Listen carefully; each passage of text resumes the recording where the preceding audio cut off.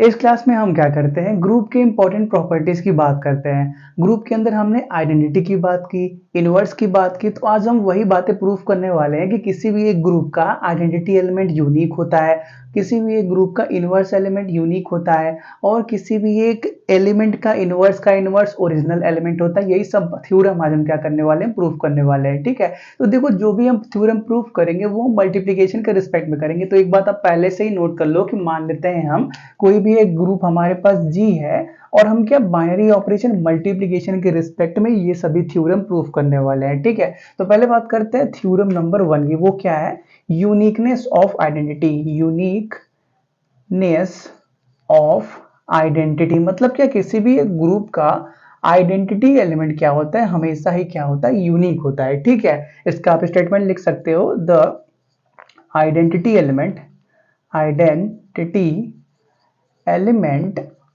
of a group is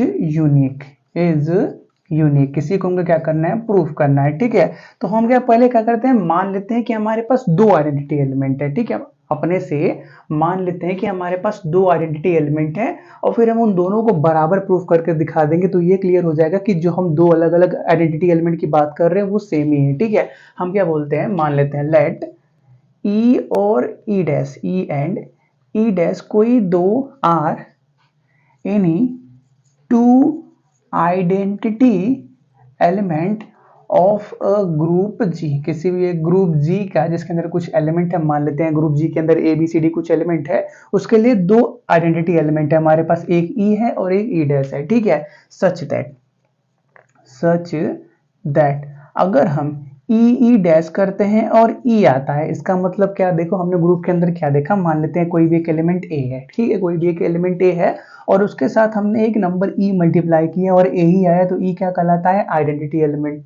लेकिन यहाँ पे हमने क्या किया, ई डैश को मल्टीप्लाई किया, ई आया, इसका मतलब क्या, इस रिलेशन के अंदर आइडेंटिटी एलिमेंट कौन सा होगा, इस रिलेशन के अंदर आइडेंटिटी एलिमेंट ई डैश होगा। जैसे यहाँ पे देखो ए इंटू ई ए आता है, मतलब क्या, e is the identity element है। वैसे ही ई डैश इक्वल टू ई आया, मतलब क्या, ई dash is the identity element. ठीक है, आप कोई भी नॉर्मल सा एग्जांपल ले सकते हो। हम क्या कर सकते हैं, ये ई की जगह मान लो कुछ 5 दे रखा है और ई डैश की जगह मान लो कुछ 6 दे रखा है, तो 5 इंटू 6 करने पे मान लो एक सेकंड के लिए 5 आ रहा है, तो 6 क्या हो गया, आइडेंटिटी एलिमेंट। 6 क्या हो गया, आइडेंटिटी एलिमेंट हो गया। 6 क्या हो गया, आइडेंटिटी एलिमेंट हो गया। और आल्सो हम क्या बोलते हैं, also if e dash equal to e dash आ रहा है, इसका मतलब क्या, e is the identity element. इसका उल्टा भी हो सकता है। पहले सिचुएशन में हमने क्या बोला कि ई डैश इक्वल टू ई आ रहा है, मतलब ई डैश आइडेंटिटी एलिमेंट है। फिर क्या बोला, अगर e dash equal to e dash आ रहा है, मतलब इस सिचुएशन में ई क्या हो गया, आइडेंटिटी एलिमेंट हो गया। बट हम क्या जानते हैं, ये जो ई और ई डैश है is a unique element of group G, group capital G बोलो।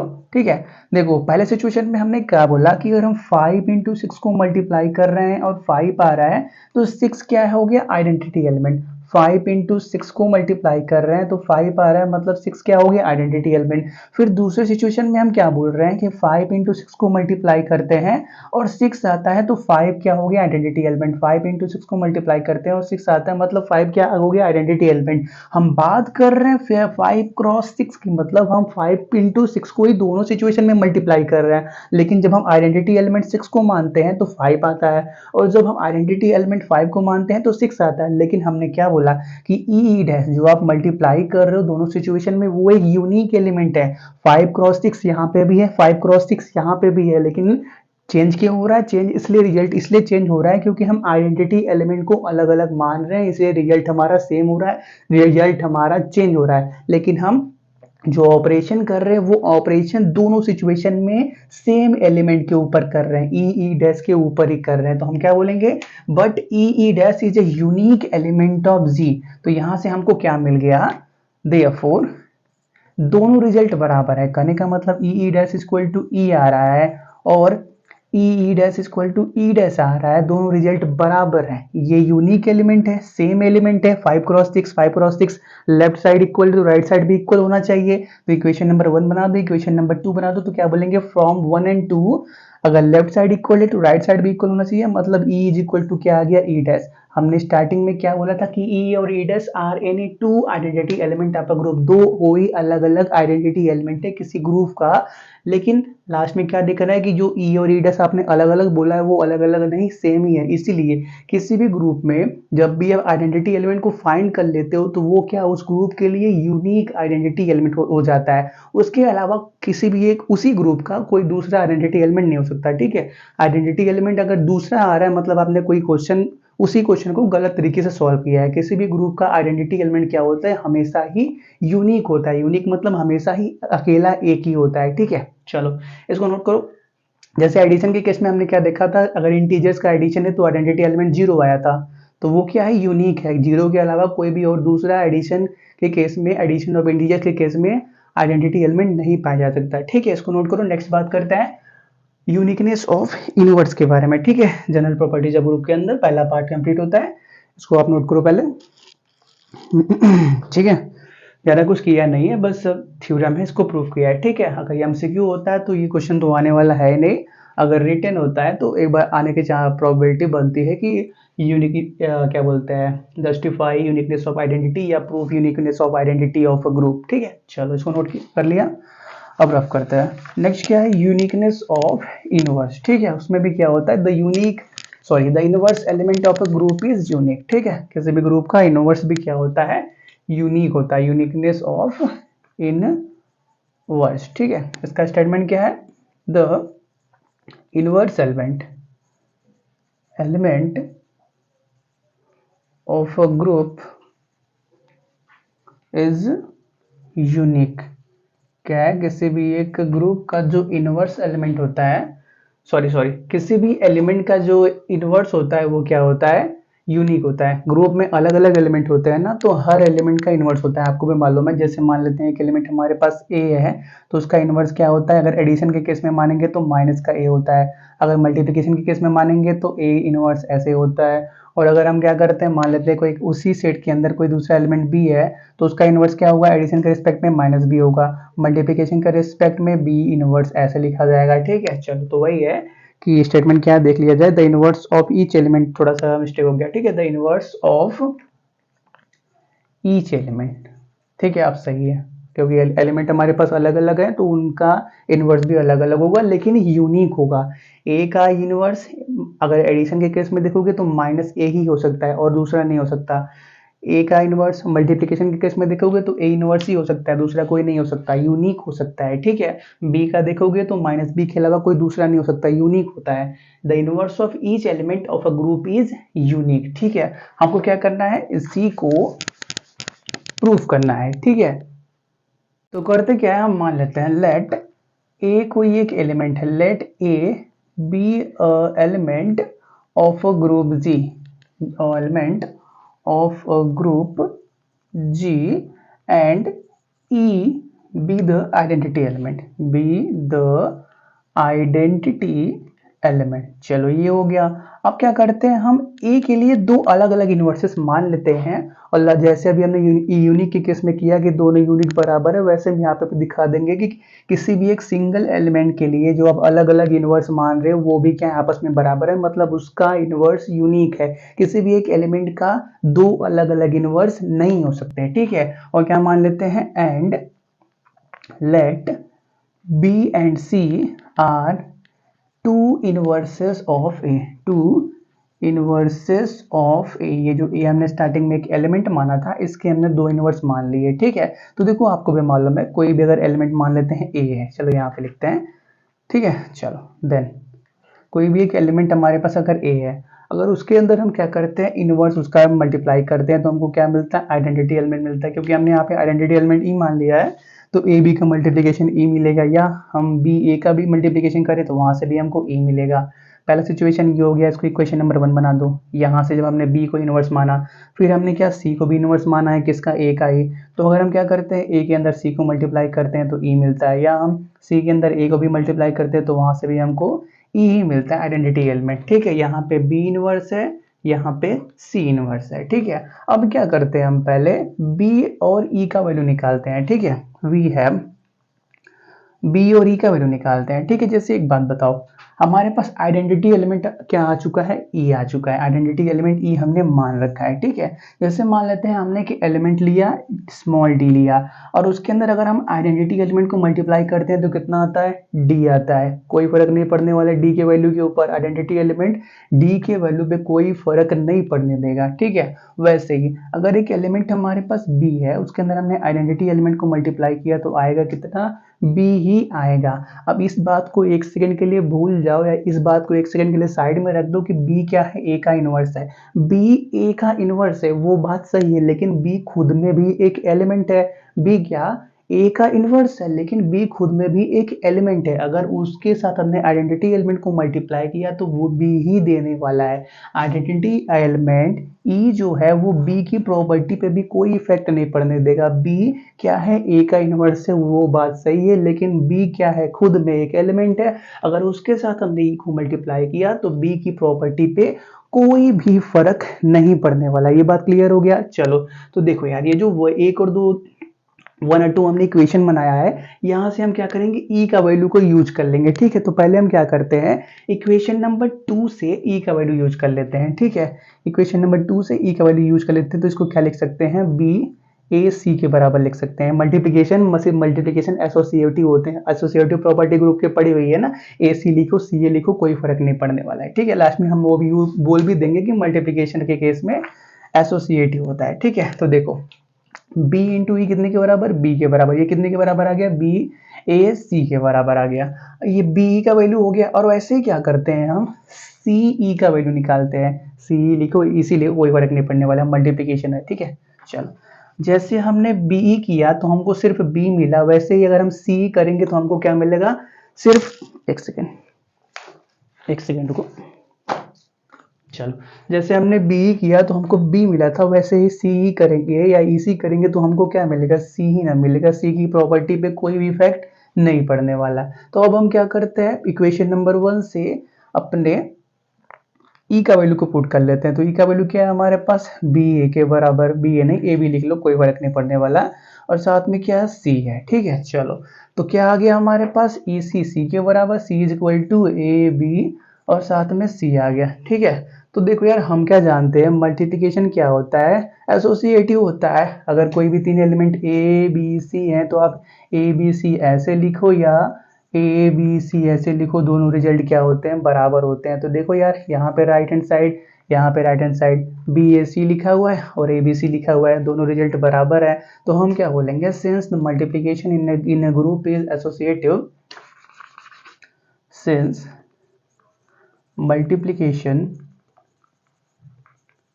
in a group is associative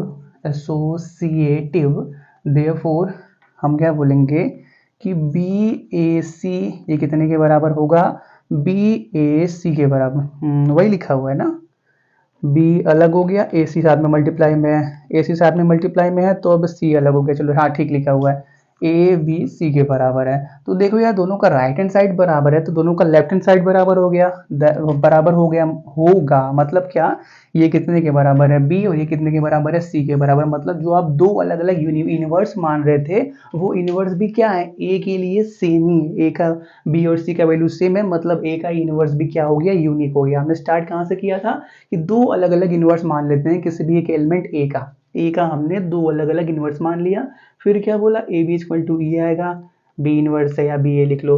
फिर ए सी इक्वल टू ई आएगा, सी इनवर्स है, सी ए लिख लो। फिर क्या बोला, बी का वैल्यू कितने के बराबर, बी के बराबर। अब क्या करा, सेकंड इक्वेशन से ई का वैल्यू पुट कर लिया, ई इक्वल टू ए सी था, ए सी रख लिया, बी इक्वल टू बी आ गया और राइट में वैसे रहने दिया। फिर क्या बोला, ई सी का वैल्यू निकाल लो। फिर क्या, ई सी मतलब ई आइडेंटिटी एलिमेंट है तो ई सी इक्वल टू सी ही आने वाला है। अब क्या किया, इक्वेशन नंबर 1 से ई का वैल्यू पुट कर लिया ए बी के बराबर। अब क्या किया, c equal to a b c आ गया, क्योंकि मल्टीप्लिकेशन एसोसिएटिव होते हैं ग्रुप के अंदर, तो बी ए सी ए बी सी के बराबर हो गया। फिर मतलब क्या, राइट साइड बराबर है तो लेफ्ट साइड भी बराबर हो गया, मतलब बी इक्वल टू सी आ गया। मतलब क्या, the inverse of A is unique, ऐसा लिख लो आप, the inverse of element A is unique. अब यूनिक हो गया ए के लिए तो ऐसे बी के लिए भी यूनिक होगा, ऐसे कोई एलिमेंट सी है उसके लिए भी यूनिक होगा, ऐसे कोई एलिमेंट डी है उसके लिए भी यूनिक होगा। ठीक है, लास्ट लाइन आप फिर से ये कॉपी कर सकते हो, hence the inverse of each element of a group is unique. ठीक है, चलो ये हो गया। अच्छा एक बात बताओ, अगर हमारे पास आइडेंटिटी एलिमेंट है तो उसका इनवर्स क्या होगा? अगर कोई भी एक एलिमेंट आता है उसका इनवर्स तो हम निकाल सकते हैं, लेकिन अगर हमारे पास आइडेंटिटी एलिमेंट ही आ गया तो उसका इनवर्स क्या होगा? ठीक है, इसको नोट करो और इसको सोचो कि कोई भी अगर आइडेंटिटी एलिमेंट है हमारे पास उसका इनवर्स क्या होगा। ठीक है, इसको नोट कर दे रहे हो साथ साथ। ठीक है, हो गया। चलो तो हम बात करते हैं आइडेंटिटी एलिमेंट के इनवर्स के बारे में। ठीक है, तो देखो आइडेंटिटी एलिमेंट क्या होता है, वो किसी एलिमेंट की प्रॉपर्टी पे फर्क नहीं पड़ने देता। ठीक है, चलो एक पिन निकल गया, चलो फिर से ठोकना पड़ेगा इसको। ठीक है, एक मिनट रुक जाओ, इसको तो लिखने में प्रॉब्लम होगा। चलो कंटिन्यू करते हैं। जैसे देखो हम मान लेते हैं कि एलिमेंट हमारे पास ए है और उसके अंदर हमने ई को मल्टीप्लाई किया। आइडेंटिटी एलिमेंट को क्या मिलता है? हमको ए ही मिलता है, तो क्या बोलते हैं? ई is the identity element, identity element. ठीक है, और अगर हम क्या करते हैं ए का इनवर्स निकालते हैं, तो अगर कोई मान लेते हैं एलिमेंट हमारे पास बी है जो क्या ए का इनवर्स है। ठीक है, तो अगर हम ए के साथ बी को मल्टीप्लाई करते हैं तो ई आ रहा है, मतलब क्या? B is the inverse inverse of a, identity element of a. चलो ठीक है, हो गया। चलो तो देखो यार, अगर हमने ए के अंदर ई को मल्टीप्लाई किया तो ए आ गया, ए के अंदर बी को मल्टीप्लाई किया तो ई आ गया। यहाँ पे क्या मिला? ई आइडेंटिटी एलिमेंट। यहाँ पे क्या मिला? बी इनवर्स एलिमेंट ए का। वैसे ही अगर हम ई के साथ ई को मल्टीप्लाई करें तो क्या मिलता है? ई मिलता है। इस बात को नोट कर लो कि अगर ई के साथ ई को मल्टीप्लाई करें तो इस यहाँ पे क्या मिलता है? ई मिलता है। मतलब क्या? E is the identity element of itself. E खुद का आइडेंटिटी एलिमेंट है। E is the identity, e is the identity, I से स्टार्ट होता है ना। अरे यार ये इंक चेंज किया, ये कहीं कितने पास हैं अपने? एक मिनट, एक और कहाँ गया? अच्छा यहाँ पे है।